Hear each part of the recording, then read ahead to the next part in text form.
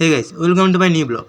সকাল হতে না হতে 3টে আম নিয়ে চলে যাচ্ছি আম খেতে, আর তার সাথে আছে নুন লঙ্কা চিনি যাতে একটু অ্যাসিড হয়। রাস্তা থেকে লোকের কাছে আম দেখতে দেখতে হাওড়া ব্রিজের উপর থেকে 2 বন্ধু চলে যাচ্ছি আমাদের আড্ডা মারার জায়গাতে। তো এটাই হলো আমাদের ডিজিটাল সোফা। তো আমরা তো আম কাটবো, কিন্তু আম কাটার জন্য কোনো ব্লেড নেই, তাই জন্য এই মালটার কাছ থেকে একটু ব্লেড চাইবো।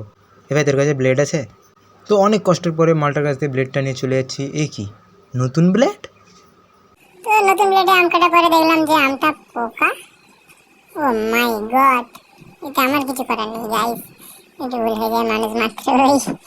তো আমটা পোকা হোক, তো আমরা এতটাই রাখবো যে পোকা আমটাকে ভালো করে কেটে ধুয়ে নিয়ে লঙ্কার সঙ্গে মাখিয়ে খেয়ে নিচ্ছি। নাম নাম নাম নাম নাম নাম নাম নাম ঝাল নাম নাম নাম। তো এত ঝালে তো আমার গাঁটটা ফেটে যাচ্ছে। নেই ভিডিওর জন্য তোমরা সাবস্ক্রাইব করো। বাই।